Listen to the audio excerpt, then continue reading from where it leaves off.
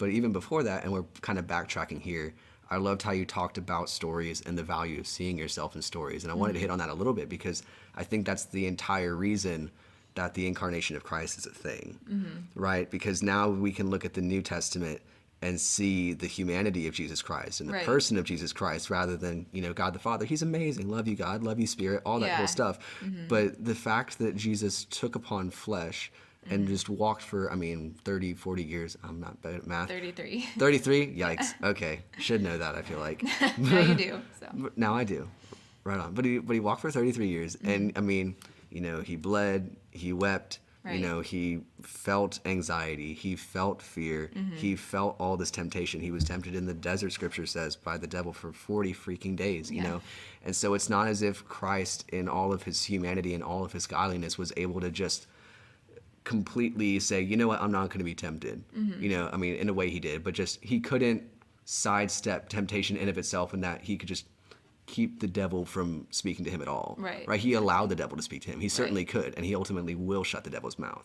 Right? But he's saying, you know what, for the sake of fulfilling the old covenant, I'm going to allow myself to be tempted, and I'm going to allow myself to be humiliated to the point of death, bearing the cross for all the people who cannot do it for themselves. And I'm going to show them that this ransom has been taken upon me rather than them.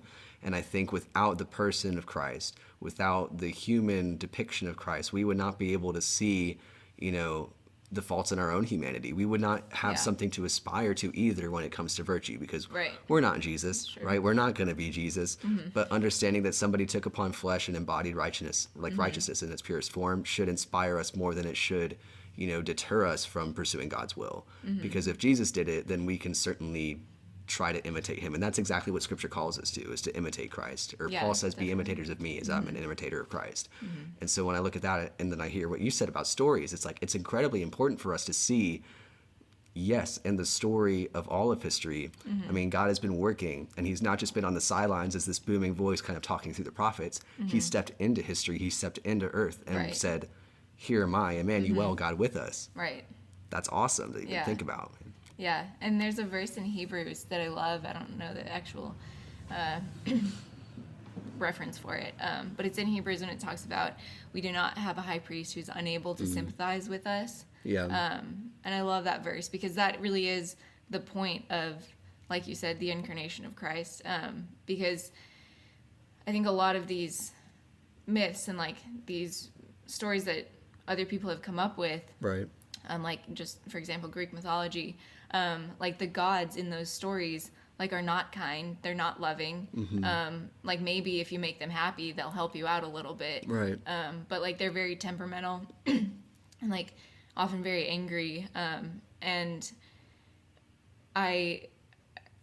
so I was talking to a friend about this, and she was saying that like God can do anything he wants, and if he wanted to, he could just like destroy the whole earth, and like he knows we deserve it, like we know we deserve it. But like he chooses to act within the confines of his character, and so like he chooses to be loving, and he chooses to be kind and gracious and gracious and give us good things. And so like these stories of like other gods that we've come up with, like we impose like our human nature on them, and it's like, oh, so when all these people are making like Zeus angry, he's gonna lash out at them because that's what a person would do.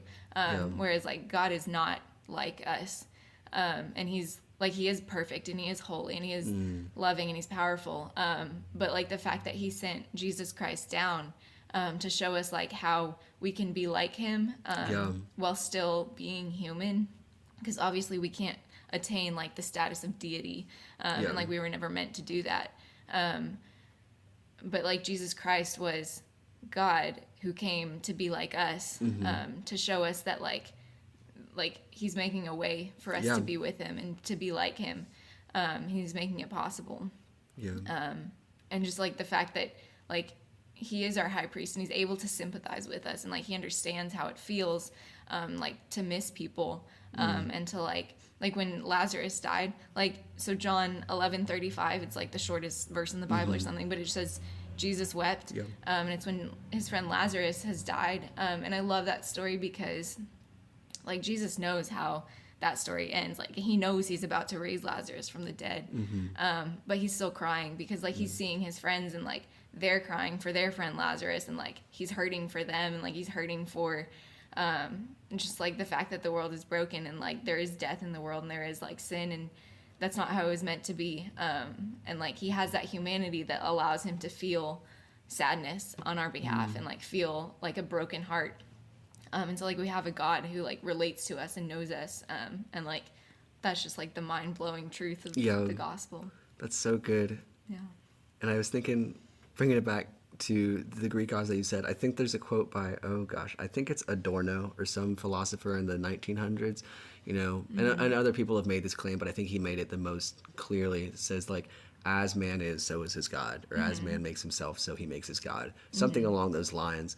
And you're absolutely right, because I think when the gods we create begin to resemble us so much, then we're ultimately using ourselves as the center of the universe, if that makes sense, right? We're using our character and our morals and our natural tendencies as the pinnacle of morality, which is interesting because, I mean, as you pointed out, the Greek mythos is full of just internal conflict. It's a pantheon of gods. Right. And so all of these gods are inherently anthropomorphic, and they're warring with one another.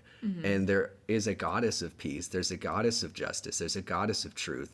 But the goddess of truth can lie.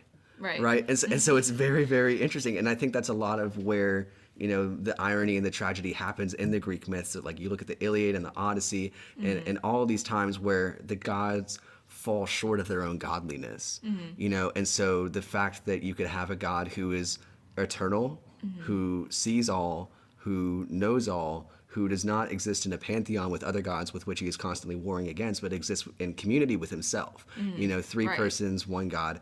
And all those three persons are constantly in unity, right? The only point where, I mean, one of those three was separated was when Christ was nailed to the cross. Right. And he had to, you know, the Father had to look away because there was sin, and he just had to look away from it. But apart from that one moment, all of eternity, these three heads of the same person are coming together and worshiping and serving one another and glorifying and amplifying one another in a way that you just don't see in a man-made myth. Right. There's no kumbaya moment, you know, in Hercules where all the gods, I mean, there is in the Disney movie at the very end, but that's only because, that's only, but that's after Hades is gone, right? So even then it's like, you know, there's one brother who's upset, you know, there's one guy in the pantheon who just, you know, is too human in a way and can't accept the fact that, you know, all the other gods are too good, and he there's gotta be a bad god.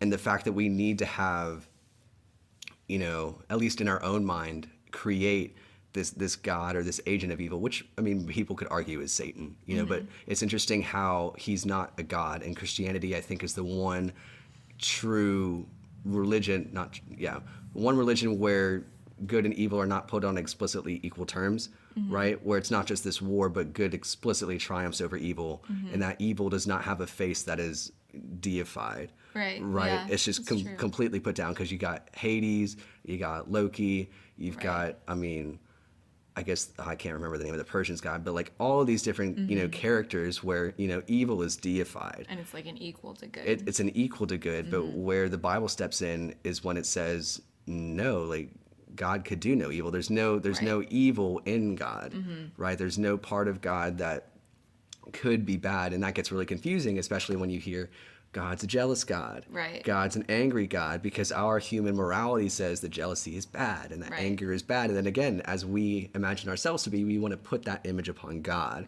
and think, you know, when we're angry, we do awful things. Right. And so when God's angry, he must do awful things, but can God do an awful thing? We go about this mental gymnastics trying to figure out whether or not God can be good.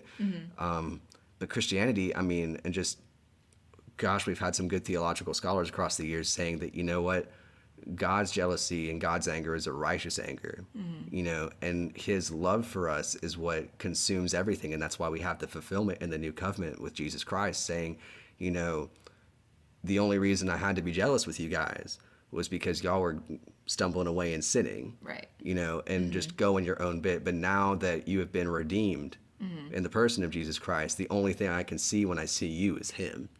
Right? And so there's this immediate sense of reconciliation with the person of Christ where we begin to fully understand the goodness of God. And when you see that and you put it in perspective to the eternal plan of salvation, you understand God was never bad. Right? He just kind of yelled at you and sent you to your room for a minute. That doesn't mean your parents don't love you. It's just discipline. All discipline seems awful in the moment, but ultimately it's good for correction and whatever that verse says. So our notion of good is not God's notion of good because he knows more than we do. And even when you look at in the Old Testament all these stories of like the wrath of God when he destroyed cities or things like that, even that is an attempt of God to bring his people back to their original state, which they were never meant to leave in the first place. And so like he punishes sin because sin is not good, and like sin is not beneficial to anyone. Like that's why it's bad. And so like he punishes sin and like he pours out his wrath because he wants us to go back to how we were meant to be in the first place, which is in community with him and like in just like loving relationship with him. And so like you were saying, like all discipline is harmful or it feels bad in the moment. But it like we need that. And like you can look at a kid who was never disciplined and you don't want to be like that person. Well, because I think it also comes back to if you're going to be, the pure agent of good, if you're going to be God, then, I think I might stumble over the terms here because God does not need Satan to exist, but good is often amplified in respect to the bad, right? And so that's why we say that, even through the hard times and the troubling spots, God can use the worst things in our mind for his glory and his good. And so the goodness of God is amplified in the presence of evil, right? And so the fact that sin exists, it's not that God requires sin to be who he is, but the fact that we sin and we fall so short of God's goodness helps us understand as imperfect people that we are imperfect. And the fact that there's a standard of righteousness and a standard of perfection hopefully brings us to a place where we can see God for who he is. We can't ignore goodness. And I think C.S. Lewis put it perhaps best. I think it's maybe in Mere Christianity when he's talking about his own journey of faith and saying, I used to think that evil was the ultimate disproof of God's existence or the ultimate argument against God's existence. But then he said to himself, man, what am I looking at as evil? How am I able to determine what is evil if there's not some abstract notion of good, at least in my mind? That's an idea. And so what does that good have to be? How do I know that there's a good? What do I recognize as good? And he pinpointed that goodness and said that's got to be God. And so evil ultimately begins to be a proof for God's existence, or just as much a proof as it could be, like an argument against it.